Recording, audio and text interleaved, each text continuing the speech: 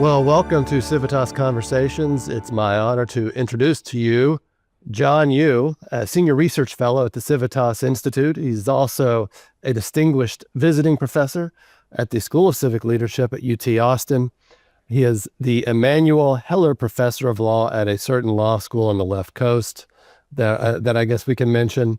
In addition to that, he's had a remarkable career, not only in academia, but was a Supreme Court clerk to Justice Clarence Thomas, also served in the George W. Bush presidency in the Department of Justice, and as I mentioned, has written and published widely. John, thank you for coming. Thank you. You forgot the most important thing. I knew Richard and his wife before they knew each other. That's right. And got married. That's right. And she says hello, John. So, John, we're talking about a piece that you recently wrote for Civitas Outlook on the presidency of Andrew Jackson. This was in a symposium we did on statesmanship in the American presidency. In that piece, you said that Andrew Jackson's presidency was every bit as revolutionary as George Washington or Thomas Jefferson. What did you mean? First, thanks, Richard. And it was a great symposium. And I actually wrote the piece in anticipation of what I thought some of the other great writers were going to say. You said, you had the big shots, Yuval Levin and Joe Bassett, Gary Schmidt, Steve Hayward. And so given all of them are political philosophers, not lawyers. So I thought they were going to make the case that the presidency requires some form of, or was designed with some form of Republican virtue in mind with the office holder. So the contrarian in me, I decided to pick the most opposite case I could think of, which was Andrew Jackson, a person who I would not say was overflowing with the personal virtues, but was an extraordinarily effective president. And in part, it was because of the way he transformed the presidency. And the two things I would point to is he's really the one, I think, who turned the president into a plebiscitary office, someone who felt that he represented the American people as a whole, rather than, an agent of Congress, which I would say James Madison kind of thought the presidency was, or, someone who's above, in a way, the government. I think that might have been sort of George Washington's approach. Jackson really thought he was like a tribune of the people. And then a second point, which I will get into, is he had a very, aggressive view of the president's right to interpret the Constitution and the president's right to enforce that meaning through his own constitutional powers. There's several threads there. One, it just sort of connects us to our current president, I think in many people's analysis, that he lacks personal virtue and that this sort of makes him or incapacitates him in some respects to be a legitimate president. I mean, this has seemed to been throughout the way his opponents respond to him from the first term to present day. You say public virtue does not depend on personal virtue. Why do you say that? And look at Jackson's stormy life before he became president. You contrast him to John Quincy Adams, the president right before him. In fact, I wrote this book a few years ago called Crisis and Command, where I tried to figure out what leads to presidential success. And I saw this funny pattern where often the greatest presidents like Jackson are preceded by presidents who are extremely weak or considered unsuccessful. And John Quincy Adams, I think, had a quite unsuccessful presidency. I think he was the last maybe of the founding generation's vision of the presidency. Here was, John Quincy Adams, spoke 7, 8 languages fluently, had served as a teenager, right, as an American diplomat. In Russia? In Russia, I wish there were still some Adams family members around we could send off to Russia to, represent the United States. He was, classically trained.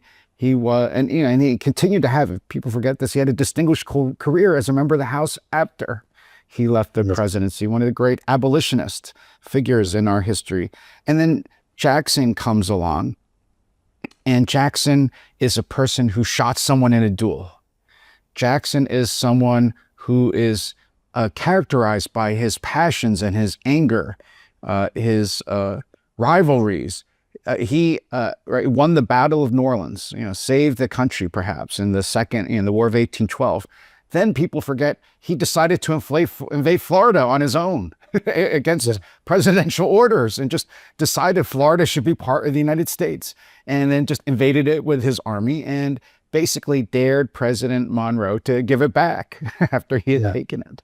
Yeah. And so here's a guy who is tempestuous. You read the accounts of the biographies, tempestuous. He picks a fight with his vice president, John Calhoun, and drives him eventually from office and becomes a great rival with him. So he's a person who I would say, is more like Donald Trump, as you might suggest, than he is like George Washington. Yeah. One story that comes to mind, or that's been told over and over again, one of the duels Jackson fights, the gentleman he's squared off against shoots first and misses.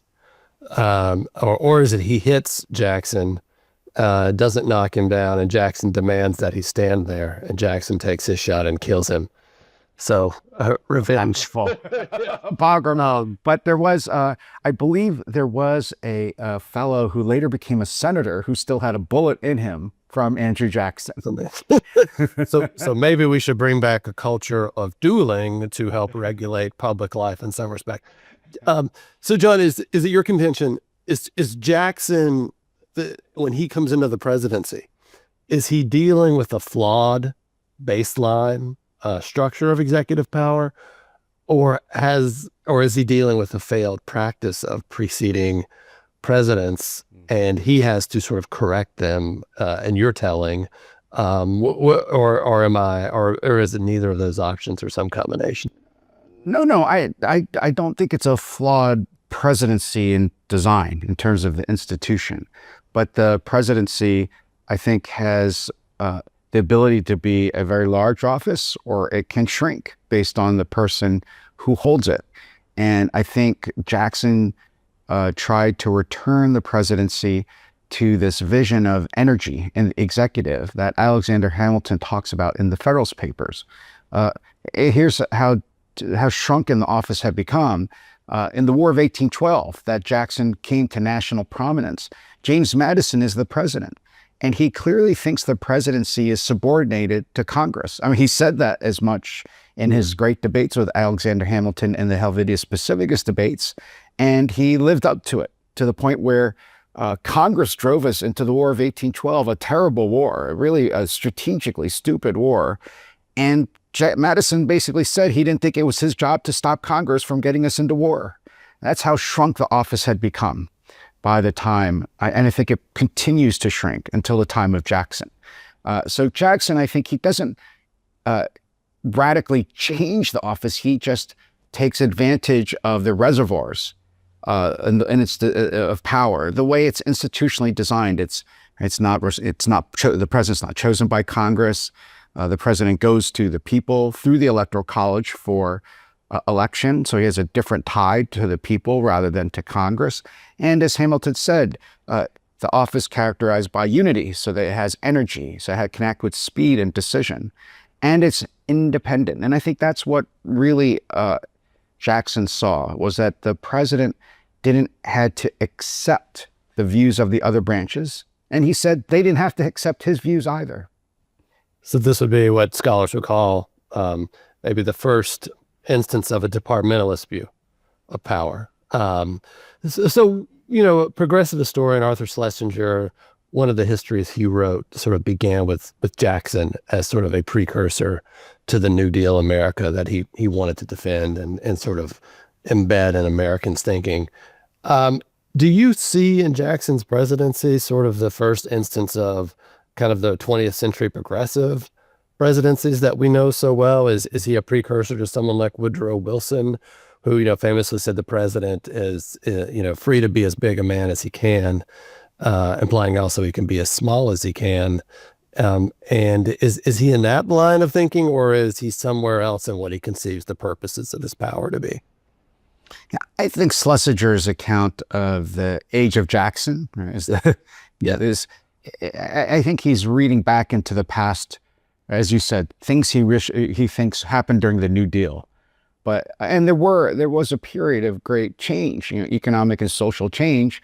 You can read Tocqueville's account, of his trip in America to see how unruly and democratic American society was becoming. Although historians like Gordon Wood trace that back to the time of the Revolution, not to Jackson. And so you read Schlesinger today, and it almost seems like a Marxist account of history. That there were changes, and they're leading in the economy, producing different social classes, and so on.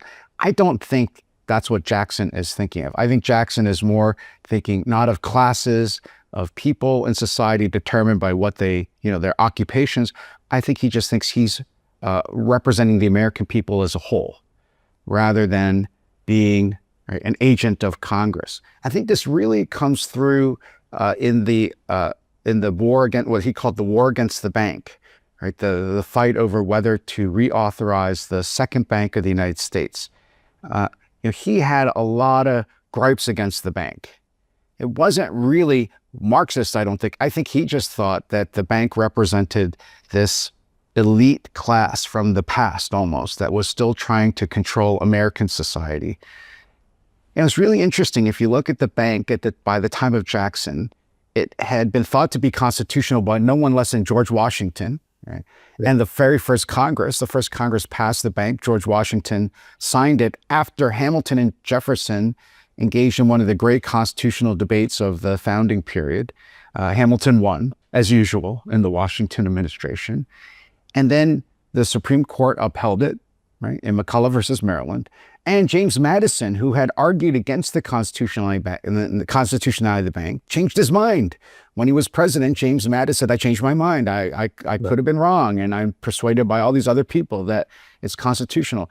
Jackson issues, this is another thing he does really for the first time. He issues a great veto message, right? We didn't really look for veto messages before Jackson. And he says, I represent the American people, and my own view is that the bank is unconstitutional. And he says, I don't have to obey the Supreme Court's opinion. It's just that, an opinion. And I don't have to obey the Congress's opinion. And he says, they don't have to obey my opinion either. But he says, I get to decide what's constitutional or not for purposes of the veto. And this is really a stunning declaration, right, of presidential independence from the other branches. But he traces it to, because I too represent the American people. In fact, he often seems to suggest he better represents the American people, since they all elected him rather than an individual local member of Congress. It sparks the mind too. Jackson says, I represent the American people, yet you could also say he is exercising his power aggressively so in defense of what he thinks the Constitution requires. That he sees it as a constitutional presidency, whereas, the conception of the presidency we have in the 20th century is, I'm exercising power to bring us into the future, as it were, because I sort of sense something about the direction we're going. I sense it more than you do, and I'm going to bring you along, and that's what kind of the purposes of my power are, and somehow the Constitution will make that all work and fit, supposedly, but that's sort of what we're doing. And it seems like Jackson could be very muscular in a very aggressive separation of powers context, but still see himself defending constitutional government. Oh yeah, I quite agree with that, Richard. That's an excellent point, is that he thinks he is using his executive power to defend the Constitution against this cancerous innovation to this bank, which he just doesn't, he says, I don't see it in the text of the Constitution. He's very Jeffersonian. I don't see it in the text of the Constitution.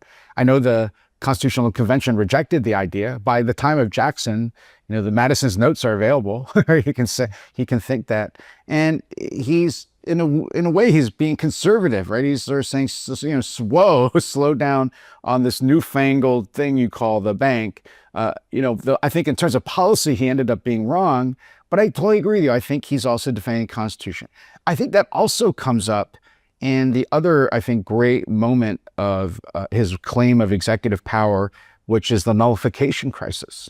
He, as I talk about in the piece, South Carolina, basically, the home of his former vice president, John Calhoun, basically threatens to nullify federal tariff law.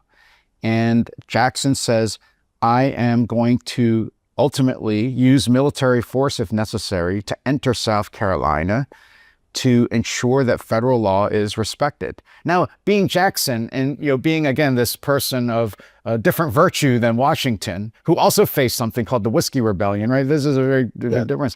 Washington proceeded at the head of the troops. The only time an American president has led troops in the field as commander-in-chief. And Washington, without firing a shot, dispersed the rebels in the Whiskey Rebellion. And then he pardoned or declined the prosecution of anyone who was involved. By contrast, Jackson allegedly said, I'm going to take 10,000 men into South Carolina and I will hang the governor of South Carolina from a very tall tree when I get my hands on him. Yeah. And he meant it's different in terms of the virtue. Yeah. Thinking here as well, Vice President Vance during the campaign repeatedly brought up Jackson's example as a reference point for the Trump administration potentially running into problems with the federal judiciary. People were asking him over and over again, if your plans for, say, reorganizing the executive branch are rebuffed by the courts, will you follow that opinion?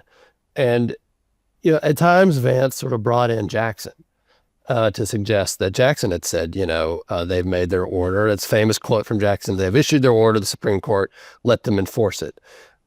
Is Vance's account of that story accurate? Did Jackson basically refuse to enforce a Supreme Court order? I think it was a famous case in the state of Georgia regarding land disputes. But yeah. Well, I think that people have overread Vance's comments and they have exaggerated also at the same time what Jackson really said. So I think on the one hand, when I looked at Vance's comments and in this episode, it seemed to me he was repeating no more than what John Marshall had even said in Marbury, which is that in areas that are committed to executive discretion, judicial review, doesn't follow. So this is actually, I think, one of the things that gives rise to the political question doctrine.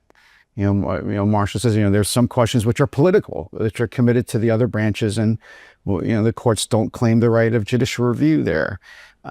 So I think when I looked carefully at what J.D. Vance said, he almost repeated that exact line and didn't go farther. On the other hand, it does show how far now we've gone into this culture of judicial supremacy, where even questioning the idea that you wouldn't follow Supreme Court opinions when you exercise the veto power would be seen as heretical, right? That Jackson's own veto message would be probably seen as heretical today. The idea that the president would veto something is unconstitutional that the court had already upheld.